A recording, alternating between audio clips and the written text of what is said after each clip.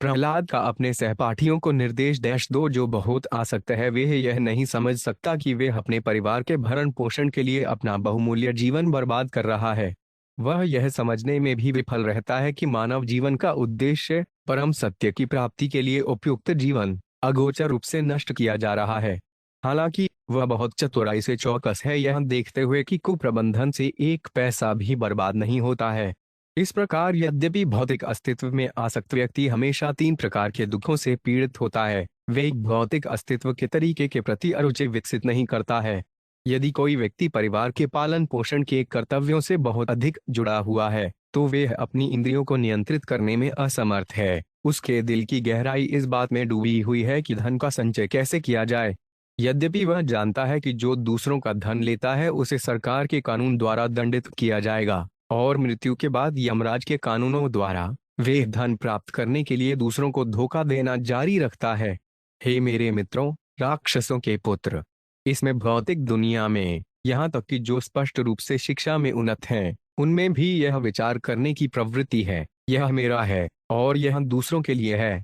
इस प्रकार वे निरंतर अशिक्षित बिल्ली कुत्ते की भांति पारिवारिक जीवन की सीमित धारणा में अपने परिवार को जीवन की आवश्यकताएं प्रदान करने में लगे रहते हैं।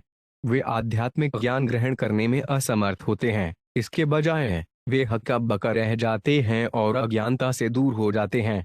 मेरे प्रिय मित्रों, हे दातियों के पुत्रों, यह निश्चित है कि भगवान के परम व्यक्तित्व के ज्ञान से रहित कोई भी व्यक्ति स्वयं को भौतिक संसार से मुक्त करने में सक्षम नहीं हुआ है, किसी भी समय या किसी भी देश में बंधन।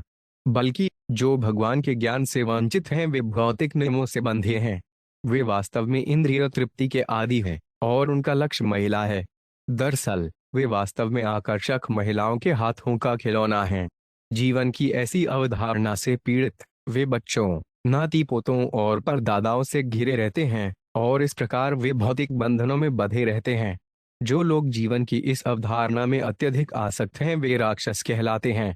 इसलिए यद्यपि आप राक्षसों के पुत्र हैं, ऐसे व्यक्तियों से दूर रहें और आश्रय लें भगवान के सर्वोच्च व्यक्तित्व नारायण, सभी देवताओं की उत्पत्ति, क्योंकि नारायण के भक्तों के लिए अंतिम लक्ष्य भौतिक अस्तित्व के बंधन से मुक्ति है। राक्षसों के मेरे प्रिय पुत्र, भगवान के परम व्यक्तित्व नारायण मूल परमात्मा है जो सभी जीवों के पिता हैं। नतीजतन उन्हें प्रसन्न करने या किसी भी स्थिति में उनकी पूजा करने में कोई बाधा नहीं है, चाहे कोई बच्चा हो या बूढ़ा। जीवों और पूर्ण पुरुषोत्तम भगवान के बीच संबंध हमेशा एक तथ्य है और इसलिए प्रभु को प्रसन्न करने में कोई कठिनाई नहीं है। भगवान के परम व्यक्तित्व सर्वोच्च नियंत्रक जो अचूक और अविनाशी हैं, जीवन के विभिन्न रूपों में मौजूद हैं। जड़ जीवों, स्थावरा से जैसे कि पौधे, ब्रह्मा सबसे प्रमुख जीवित जीव।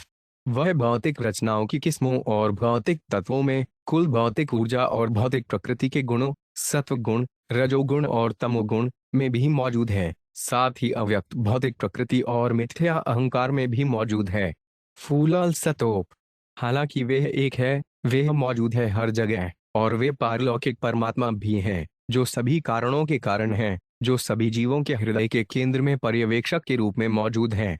उन्हें उस रूप में इंगित किया जाता है जो व्याप्त है और सर्वव्यापी परमात्मा के रूप में, लेकिन वास्तव में उन्हें इंगित नहीं किया जा सकता है। वह अपरिवर्तनशील और अविभाजित है। उन्हें केवल सर्वोच्च सच्चिदानंद, अनंत काल, ज्ञान और आनंद के रूप में माना जाता है।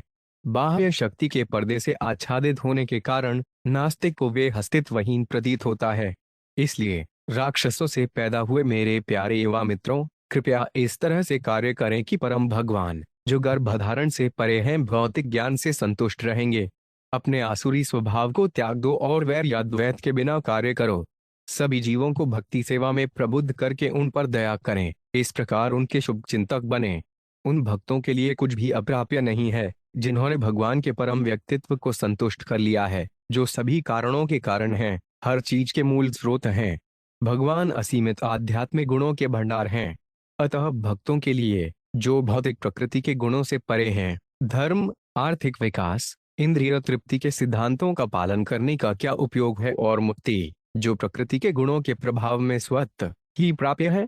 हम भक्त हमेशा भगवान के चरण कमलों की महिमा करते हैं और इसलिए हमें धर्म, काम, अर्थ और मोक्ष के संदर्भ में कुछ भी मांगने की आवश्यकता नहीं है।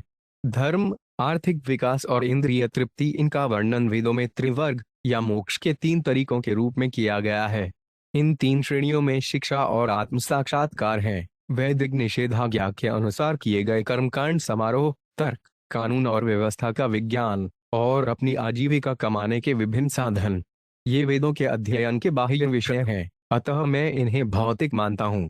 हालांकि मैं भगवान विष्णु के चरण कमलों के प्रति समर्पण को दिव्य मानता हूँ।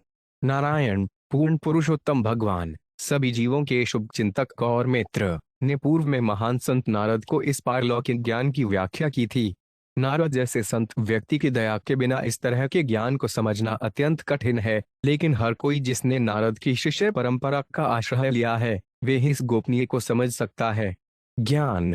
प्रहलाद महाराज ने आगे कहा, मुझे यह ज्ञान महान संत नारद मुनि से प्राप्त हुआ, जो हमेशा भक्ति सेवा में लगे रहते हैं। यह ज्ञान, जिसे भागवत धर्म कहा जाता है, पूर्णतः वैज्ञानिक है। यह तर्क और दर्शन पर आधारित है और सभी भौतिक संदूषणों से मुक्त है।